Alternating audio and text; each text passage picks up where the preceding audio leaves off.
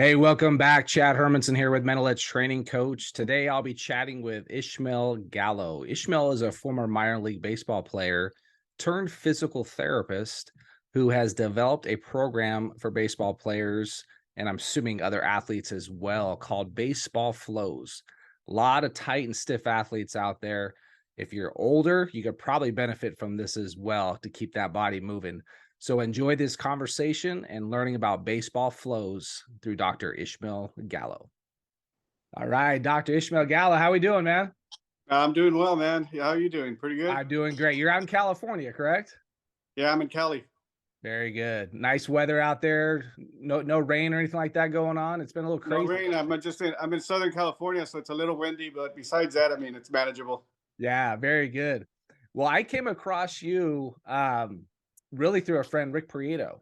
I did an episode with him quite a while, and he had mentioned that he kind of partnered with you, or you were talking in discussion, right, about what you're doing with your baseball flow program. So we're going to definitely get into that. But I'm really curious as to hear about your story, what your baseball career was like, and what eventually led you, to becoming a physical therapist. So tell us where you started with baseball. Well, I mean, I'll take you back even to my childhood a little bit, right? Because Yeah. I think the way to capture somebody's history is best described when you describe their childhood and kind of how they got into baseball. Because for me, baseball was always a pretty good outlet. I found that when I was young, I started playing probably when I was 5 or 6, and then I found that I could really get out a lot of the things that I was dealing with in the baseball field, and it helped me kind of deal with the environment I was in. And that's when I kind of fell in love with the game. Unfortunately, I think in academics, I really didn't do too well. I was one of those kids that I ditched class tons. So I remember ditching class all the time. It was one of those where I was probably out of school more than I was in school growing up. Because another thing for me is, but I never lost that love for baseball. Mm. So it was always pretty interesting that baseball was the only constant in my life at that point. Um, and yeah, as once I got into high school, I think it just caught up to me. It's one of those where I was up to my old behaviors. I was a real good player though, because I was in the freshman team, and then I was going to go varsity my sophomore year, but I just didn't have the grades. Mm. So a year later, after not having grades my sophomore year, my junior year, once again I didn't get grades, and I was academically ineligible, and then that's when I dropped out of high school, and that's kind of what started my whole journey into. Sometimes in life, I think that you'll find is sometimes when something seems like it's bad news, it ends up being one of those things where you go like, maybe I needed that. Mm. Maybe I needed to get kicked out of school and really get a kick in the butt to say, guess what? If you're not going to get your act together, then a lot of opportunities are going to start going away, which they did. I was basically out of school, out of options, out of any kind of baseball at that point. So And that's kind of that where was it really got junior interesting. year. That was junior year. You said you got kicked out of Yeah. school and you stopped school. Okay. Yeah. So I was 17, and I just Yeah. had no options anymore at that point. I just literally hung around the house, kind of trying to figure out my next move. But I did that like for a year and a half, where I had no passion for anything. I mean, I continued playing baseball, but it was one of those where, for me at that point at 17, I just felt like scouts would come out and look at me, and then they would go like, well, if you're not in school, it's really hard to draft somebody who's technically not in school anymore. So Mm. we're just gonna have to kind of wait and see how it plays out. And they never called back. I tried out for a couple of teams because I'm in Southern California. So we had the Quakes here, we had the Stampede, we had several affiliated teams that would have tryouts, and I would go and try out, but they never really picked me up from there. And it wasn't until I got my GED and got back into school that I started to see some opportunities to go to a junior college. And then once I went to the junior college, and at that point, I ran into an old school coach, Coach Masmadian, who basically said, I'm going to play the best 9 players. I don't care what you did in high school, and I don't care what you've done to get here. And he said, if you're one of my best 9, you're going to be in the starting lineup. And luckily, I was one of the best 9. And then from there, the Dodgers came up to me and started to show interest. And then I ended up getting drafted that year in the 20th round. And then I did a draft and follow. So I didn't sign that year. I ended up signing after my sophomore year in college. And that's how I got into the Dodgers organization, like in '97. And Okay. I ended up from there. I played in rookie ball, so I started off at Great Falls, Montana, which, trust me, was definitely a culture shock for me. Because I'm coming from Southern California, basically not traveling anywhere. Yeah. And then Great Falls but I felt like for me it was a great opportunity. I always saw everything in life at that point as just this great opportunity to get out of the situation that I had put myself into, just through bad behavior and just not having any discipline. I hear you. Yeah. So that's in a nutshell, right? We get through get the minor leagues pretty quickly, and that's fascinating, man. That you dropped out of high school as a junior and just kind of probably doing some things you probably shouldn't be doing or whatever that case may be, and then you end up going to junior college. In what position were you playing? I was playing shortstop. Okay, so you had Yeah. some So hands, you had some feet. well, yeah, I think my biggest talent was always I got good hands and I could hit. I'm a righty lefty, so I throw righty, hit lefty. So I think that was always my biggest gift. I could always hit, I could always pick it. So I think if you could do that consistently, you're gonna find a spot. Uh, but it was one of those things too where it didn't come easy. There's a lot of just mental battles that I had to go through. Because think about it this way, Chad, is you're playing Sunday league ball with your dad. That's what I did basically since I was 13, all the Mhm. way till I got to junior college. And then you get there and you have all these guys that have a lot of accolades. I mean, in high school, a lot of these guys were all city, all everything, and they're trying out for the same position I'm at. And I'm thinking to myself, I'm a high school dropout. No one knows me. Everybody's asking me like, "Where'd you go to school?" And I'm going like, "I kind of went to Ontario, and but really didn't do anything." And they put me on the worst team too. I don't know if Coach Mass was trying to test me, but he put me on the third string team for like 2 months. Where we were practicing across the street. It wasn't even a baseball field. It Mm, was all grass, and I was just playing with these guys that I think at that point too, is I was just dominating them because they were kind of guys that really didn't play baseball. Like a lot of them just were out there just to have fun. And for me, that wasn't fun. For me, it was I had to compete. I had to try to win that position. But it was a lot of hard work and then just mentally to grind through that, right? Because I mean, my whole life to that point, I had kind of quit on school or quit on anything that was organized. So I remember getting to Mount Sac and a lot of those mental battles I had with myself of go like, just don't quit, don't quit. You're not, it's not looking good, right? You're on mhm. third string. You're watching all the other guys practice on the big field. Um, but I think I made it through those battles and I was able to actually get the starting position. That's awesome, man. And then you just so that's what's so cool is that adversity that you went through, you got over that, but you still allowed yourself to and really put yourself in a position to get drafted, by the Dodgers. And then how many years did you play in the minor leagues? I played 5 years. 5 years. And then what levels can you tell us where you played at? I Like what? started in rookie ball, and then I went to low single A my next year, and then I tapped out basically at high single A in Vero Beach, Florida, in the Florida State League. Mhm. And as you know, the minor leagues, it's a grind. Like I wasn't a big prospect, so I would always start every season on the bench. And it was one of those where, I mean, when you're starting on the bench and you're not playing, you really not getting a chance to showcase your skills or do anything to make sure they bring you back the next year. Right. So every year I found myself on the bench, but every year at the end I was in the starting lineup, either hitting second or hitting third or hitting second or first. Sorry, but I always found myself right back in there just because same thing. It's that mentality of I'm going to do my job, I'm going to be prepared, and I'm going to get out there, and when I get my opportunity, I'm going to be ready. And I think in the minor leagues, that mentality that I was able to develop helped me post minor leagues. Yeah. So you now your career's 5 years of that, battling through the A ball area, and then Vero Beach. I remember playing in Vero Beach with the Dodgers, and like no dugout. You're just in the sun all day long, just getting smoked, and it's kind of funny, especially if you're playing on their major league field, right? Um, Yeah. but so that transition. Now you were at what point did you say, okay, I'm going to go back to school, and I'm going to become a physical therapist? Whew, that was probably one of the hardest decisions in my life because I felt like I was 25 at that point. I was in spring training, and I got back to my room one day and I said, you know what? Everybody's getting released around me. I see guys that are 30 years old. I'm kind of seeing, I wouldn't say the end of the road, but I'm like midway up that road, right? Where I'm like, I'm still in single A. I've been doing this for 5 years. I mean, I've had success. I was at that point, my career average was 300. So I was kind of doing my job, but going nowhere. And then I just felt like, man, maybe it's time for me to really start looking at other opportunities. And then when I got to academics, it was tough because, I mean, my history with academics was always don't go to school, quit. But at 25, with my experience I had with the Dodgers, I felt like at that point I was prepared to take on that task. Also, my wife, my girlfriend back then, but she's my wife now, helped me tons because she was already in school, and she said, if you come, she's like, I'll be right next to you. We'll take classes together. She's like, whatever help you need, we'll kind of figure it out. And just having that security of somebody with me all the time helped me at the beginning. So that transition wasn't easy, but it was easier because she was there. And then I also just had a different mentality. You know, I had the Mhm. mentality of, I had learned like a baseball player, what do you have to do? You have to prepare, right? You have to prepare. You have to be ready on game day. If you did your homework, game day is fairly easy in the sense that you get out there and now you start to play.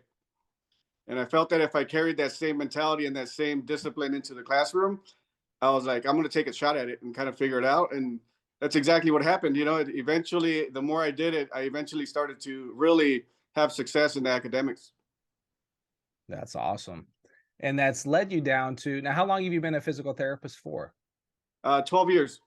12 years now. And you started to develop a program and it's called Baseball Flows. Tell us about, what was the thoughts and the ideas behind creating this program? Well, the thoughts behind it was that, I mean, the more I worked as a therapist, the more I realized that we're training movement flow and athleticism out of our athletes. You know, that there was this huge gap from when they left our clinic to when they got back on the baseball field and started to really flow and have to do these high skill movements. And I found that that gap there, I could actually fill it with everything I've learned to that point.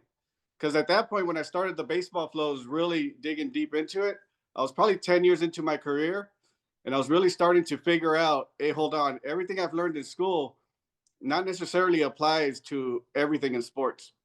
And I started to see the gap of, hey, hold on, there's something here that is missing, and I feel that it requires somebody who's been on the baseball field also to realize that the way we move in the clinic is a lot different than the way we move on the baseball field, and the way we move in the gym is a lot different than the way we move on the baseball field.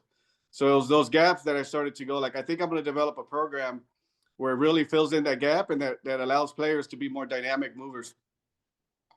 Yeah, no, and then with the first time I saw this, I'm like, because I think we're about the same age, roughly. I don't know how old you are, but with your draft around that same time, but you definitely notice, like, at least I did, like, tight body, flexible in some areas, right? But lacked mobility and movement. I guess like you're saying, movement's the kind of the key word, right? Oh yeah. In certain aspects, right? Whether it's tight hips.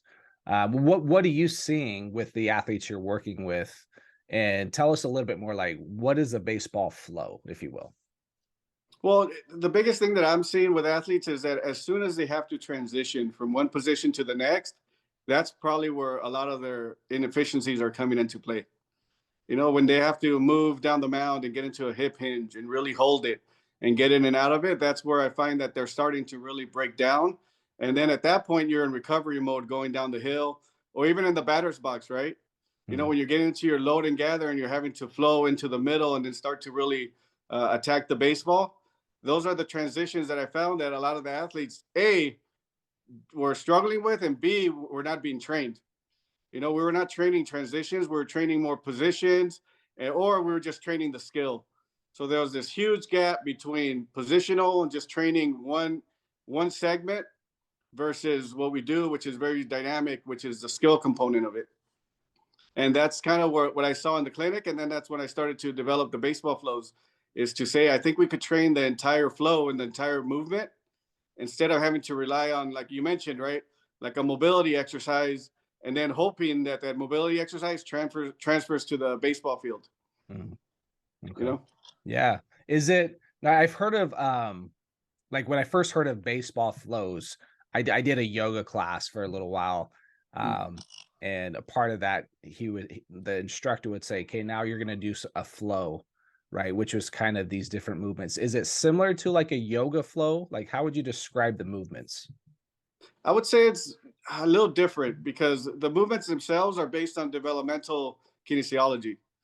So it's Mm. basically a lot of these transitions. Because what happens with a lot of these disciplines is they'll kind of make up their own patterns just for whatever reason, right? They'll kind of figure out, hey, let's start to move this way and move that way. When in reality, the way we move, it's actually pre-sequenced already in our DNA. You know, when you see your 6 month old and your 9-month-old starting to crawl and starting to kind of explore and stand up and walk, Mhm. like you don't have to coach them. You know what I'm saying? They flow on their own. And that's kind of what the baseball flows are, is we're doing the flows that we did kind of when we were younger. We're just training those transitions a lot better, because what I found in the clinic, or actually even in the literature, is that those are the patterns that we use for every skill.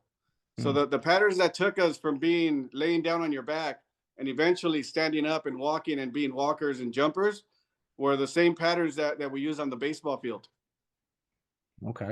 So is that, would you say like, so I'm just thinking out loud here. I'm thinking like, okay, athletes, tight hamstrings, tight hips, core area, backs, right? Is the whole kind of process a part of just moving and flowing better through all the core and just the whole body in general? Yes, yeah, it's a systems approach, right? Mm, Is everything has to be connected, everything affects everything. So it's one of those things where we can't neglect, like, the everything. For me, what I found in the clinic is that everything somewhat revolves around your core. So if your core is stable, your hamstrings are not going to be tight. If your core is stable, your hips are going to be loose. Just because when you have proximal stability or stability in your core, every appendage will self-organize around that. So the reason people's hips get tight is because their core is weak. And I think sometimes what we end up doing is we start thinking like, oh, their hips are tight, so let's just go ahead and mobilize their hip, mhm. without really addressing the cause, which is a weak core. So Okay. that's why with the baseball flows, it's a lot on the beginning is really creating the activation and creating a stable core, before we get into a lot of these flows or a lot of these mobilizations. Because what I find is, if you're not stable in the middle, everything else kind of falls apart. Yeah, for no doubt. Yeah, I remember having little back issues, right? In a trainer would always say, because you're kind of pointing to that injury, like say lower left back. You're like, what's wrong with my back? And then as a young player, you're like, there's something wrong there. But then they'd be like, well, let's look at your hips, right? Let's look at your hammies, like the surrounding areas, right? For the most part. And whether one leg is longer than the other, right? So let's get that back to even, right? Do you incorporate these, because you're as a physical therapist, do you do these movements and have your patients do, like, I guess you could say the non-athlete, are they doing these movements as well? Yeah, I sprinkle them in with some of our patients, because I think one of the things too is that when you look at the medical model, there's certain things in the medical model that constraints that we have to apply, like apply to that model, just to make sure that we're within compliance, that we're treating the patients the same as other therapists. So I do sprinkle them in, but on the baseball flow end, I do more of the flow. I do Okay. 100% of the flowing and they're creating movement and these changes through movement. On the clinic end, I do more of the physical therapist component of it. You know, I I still gotcha. check a Okay. lot of range of motion. I still check mobility.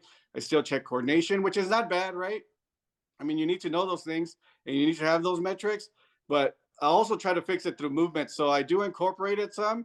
Uh, it's interesting too, because I've had patients who are in their 60s and we've just discussed like fall recovery.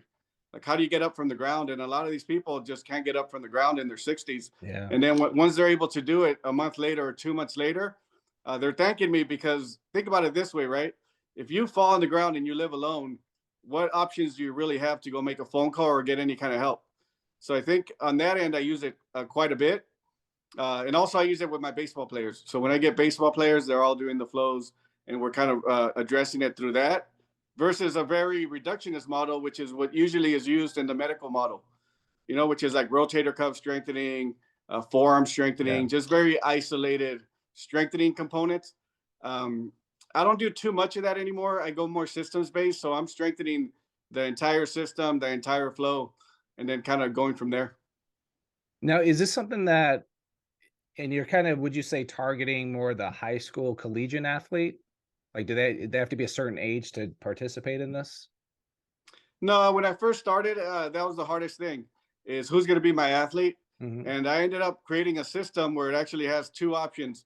So you'll have flows for kids that are like younger, more beginner flows. Okay. And then you have some for the collegiate, the professional athlete. So when they go to the website, they could choose either one program. The movements are the same. It's just the way I programmed it that it's a little bit different. Like the pro guys will do a little bit of the harder flows in the beginning, and then the younger kids, you'll do a little bit more of the beginner. But it's interesting because it's hard to choose because sometimes there's a flow that you think a professional is not going to struggle with, and they end up struggling with a beginner flow just based on how they move and how their body is so just out of whack. You know, Yeah, it's yeah. sure. Yeah, I could see that for sure, right? Where you get an adult man that's very strong, right, in the weight room, right, and maybe lacks some mobility, lacks flexibility in that pure movement, right? But then tries to just do a simple, like, can you describe like one of the movements? Like, what would a flow look like? Because you said there's kind of multiple, right? Like, what would one of those look like? One of the most basic flows that I do is actually you'll if you just could imagine like a bear crawl position, and then Yeah. just imagine like a dead bug position. And one of the basic flows that I do is you go from a dead bug and you'll transition from a dead bug to a bear crawl. And that's one of like kind of our big beginner flows. Another one that you'll see quite often is the one where you're like in that 90-90 S mount, where you're actually like laying on your sitting, and then you have one leg in front of you, kind of like in a 90 degree, and you have one behind you in the 90 degree. And then Okay. you'll transition from there to like a half kneel, where you're kind of halfway going up, and then you'll Yeah. go right back down into that 90-90 position, S mount. I call it S mount position, but I've seen people call it 90-90 with the hips. Okay. So those are two basic flows that I feel like people struggle with, but also those are the ones that transfer quite a bit to the baseball field. Yeah, I would imagine. So the whole idea, as you loosen up the core, the hips, right? We're probably ideally looking to get more freedom, right, in those movements, so we can explode quicker and faster, right? Yeah, you're trying to get several things with it is, and that's the dynamic about the baseball flows is we're trying to get more freedom, but we're also trying to develop more stability. You're also trying to develop more connectivity of your system. Mm, You know, it's how do I keep the system in line? How do I keep everything connected as I'm starting to go through these flows through the middle? Because I think that's where a lot of the breakdown happens is sometimes the people's like your left leg should be connected to your right shoulder. And there's a flow that happens between those two in communication that is always happening that we lose as we start to do the skill, like when you throw a baseball, right? mm. So with the flows, what I'm trying to do is connect the middle and really keep it stable and keep it strong. So when we have to really uh, ask it to do something dynamic, that everything is connected. Okay. Very cool. And so is this something that is the program geared toward? Does the athlete do this every day? Is it just a couple days a week? What does that look like? This could be done every day. That's the cool thing about movement, right? Is movement is not one of those things where it's either going to fatigue you too much or it's going to take too much to recover. Mm, So what we find with a lot of the programs now, we actually have several college programs doing it. And what they're finding is that the players are using this for several things. Sorry, one is for recovery. So after a hard lifting day or a hard day at the yard, they're doing about 15-20 minutes of the flow. So that would just be like one flow session. And they're also using it as a primer, like before they hit or before they get on the baseball field. So kind of like a warm up, but really priming their system, or they call it activation, right? They're activating mm. their muscular system versus what we used to do in the past, which was not really prepare us to move. You know, before we were just preparing ourselves to we would just stretch and run.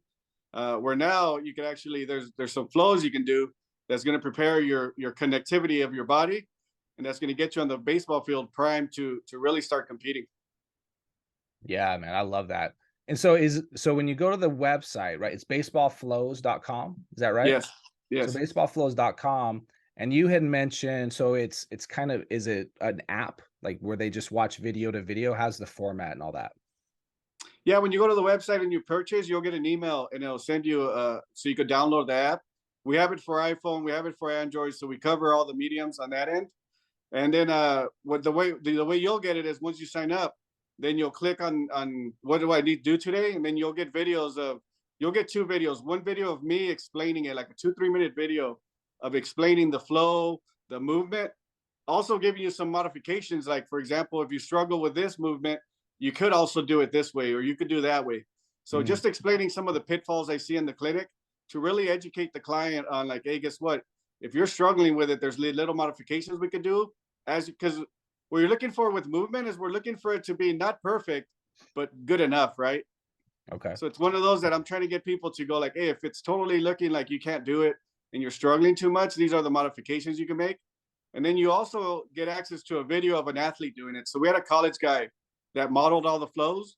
And then Yeah. I did a voiceover of when he's doing them, I'm just doing a voiceover and just pointing out certain things of like, oh, put pressure on your knee, or this is where you should feel the pressure on your hip. Make sure you tighten your core. Make sure when you do this, you're doing that. So you'll get 2 videos on that end. And usually clients, when I speak to them a month or 2 months later, it's amazing how much education they're getting out of those videos. Because when I speak with them, it's my biggest thing has been with players is to make them independent movers, to make Yeah. them really own the process of how their body works, how their body functions, how to move better. It's not for them to be passive and just going through the movements. It's for them to start to realize like this is how my body works. Because once they get that information, they could use it on the baseball field to figure out hitting or Yeah. pitching. Yeah, for sure.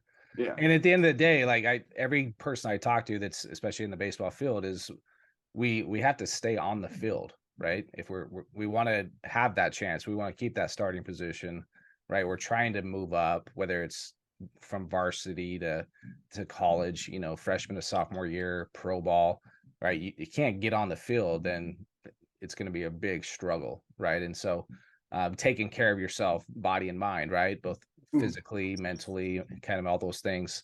So yeah, it's another program that I think players can add. Are you allowed to tell us what schools are working with you? I'll be honest with you, they didn't sign any kind of agreement Okay. where I can't say anything. But I'll tell you this, Yeah. and I'll be honest with you, is schools on the higher end of especially softball, you'll be amazed at which schools are actually doing the baseball flows. And we're talking the top of the line schools on the softball end, and then some really good schools also on the baseball college end that are doing them. I do post it on Twitter, but on a podcast for me, I just go like, hey, go check my Twitter and you'll see who partnered up with us. But it's actually to my surprise, um, actually one of those things that surprised me the most, sorry, is the schools that reached out and they're thinking, because when schools partner with us, it's actually me working with them. Right. So I'm starting to figure out, okay, how do you guys want to implement this? How do we want to do it? And just to know the things that they're already doing, I go, no wonder you guys reached out to me Mm, because they're winning for a reason. Like a lot of these schools that are on top of college and on top of the sport is they're winning for a reason because trust me, when they reached out to me, they already knew my entire history. They knew what I was doing. They had already been implementing some of my movements. They really just wanted to narrow it down and really make it as effective as possible. But yeah, they went for a reason because they found me back in September when I barely started. mm, that's awesome. So yeah, so this is a pretty new concept and idea, like that you've been getting this out, right? You said Yeah, September? Yeah. it's funny because that other day I was actually looking through the videos of when I started, kind of just to see, for me, I always felt like a beginner's mind. I love it because you're so free to move and to do things. And I was just watching my videos, and one of the videos was from 2 years ago, Mm. and it was a flow that I just posted probably like a week or 2 weeks ago. And somebody's like, "Wow, this is so innovative," and I was just thinking to myself, "I did that flow 2 years ago, right?" But people are literally just starting to find out now. But Yeah. I've been doing this for a while, but it's definitely really innovative. And I don't think you've ever seen some of the movements that I put the players through. You'll never see it anywhere else. And another thing too is it's not one of those things where I just created randomly. There's been a lot of thought, a lot of reasoning, a lot of clinical reasoning that goes into it. So it's one of those where these movements are necessary. And my biggest thing has been to get it out there to as many players as possible. Yeah, absolutely. Is there so what's the how you said it's in an app form? Is it a monthly cost or is it a one-time fee? How does that process work? For now, we have two options. For now, we'll have the monthly cost, so it's like a monthly subscription. Okay. The price kind of at this point is $29.99 for the All Star model, which is more for the younger kids, and $34.99 for the Pro model for the older guys. We also have an annual. You can sign up for a year, and it'll be 20% off the entire package. Okay. But I'm going to try my best to keep it at that price. My biggest thing has always been that everybody should have access to an affordable program that's high quality. So I'm gonna try my best. to keep the prices low. But for now, that's where it's at. Perfect. Well, very good. So you can go check that out at baseballflows.com. And is there any type of like free video that they can watch, like a demo where they can get a better feel for how the flows work, or they have to go straight to purchasing the product? Well, usually if they have Twitter, I put a lot of material out on Twitter. Okay, It's at perfect. Flows Doc and then also Doc Baseball Flow. So if you go to those two, you're going to find plenty of demos and plenty of videos that I put out there. Because my biggest thing has always been is this program for me is one of those things that I want as many people to be doing it. So it's one of those things that I do put out quite a bit of free content because I want people to say, hey, guess what? I don't have this huge paywall before I get to see what I'm getting. Yeah. But just be aware though that sometimes what you're getting on the back end too is a lot of detail. You're getting the explanation, and sometimes those explanations are one of those that you just can't be doing the movement randomly. You know, Mm, sometimes we need to really systematically go about how we train people, and that's what you get with the app. With the app, you get basically a program that's already been programmed for somebody to. From I always tell people, I'm not guessing that you're going to be a better mover in 2 months. It's just a matter of you doing your flows. gotcha. Well, perfect. Well, this is awesome. I'm excited for you and for just the athletes in general, right? Everyone's kind of trying to look for that particular edge, whether it's the mental edge or physical edge. And just, I think as you get to a high level, it has to be a combination of all those things, right? To try to stay healthy, to be on the field and do the things you need to do. So, man, make sure you guys check out Baseball Flows. I appreciate Dr. Gallo for coming on. Anything else you would like to mention to our audience here? No, just I mean, for me, it's always being grateful, right? Yeah. I just want to tell people that I'm so grateful for this opportunity. I mean, you learned a little bit of my history today, right? Where it was one of those things where at 17, I'm down and out. And it's one of those things that I don't take one day of the flows or working with patients or clients for granted, because I know that I've been on the other end where I struggled for anybody to pay any kind of attention or kind of give me a chance. And now I'm really grateful for this opportunity to be able to serve the baseball community, the softball community. And I mean, I don't know about you, but some of my favorite people in this world are either baseball players, softball players, baseball coaches, softball Oh coaches, yeah. softball parents, baseball parents. Those are the favorite people. So when I get to talk to those people and kind of have a phone call with them, it kind of just revives my spirit in the sense that this is almost like what I was meant to do. So I'm really grateful for the opportunity to be able to serve the community. Absolutely. It's all about giving back with what you know. So, man, Mhm. check it out. Baseballflows.com, guys. Go check it out. Try the program. You're going to get loose. I could see a lot of adults getting into this too, right? We'll seeing it at the local gyms and get their bench press or their squats in, and then everyone's just doing their flows all over the gym floor, right? So, Yeah. well, very good. Well, Doc, thanks for coming on, man. And again, go to baseballflows.com. Go get loose. Go get that movement going, and we'll see you in the next episode. Take care.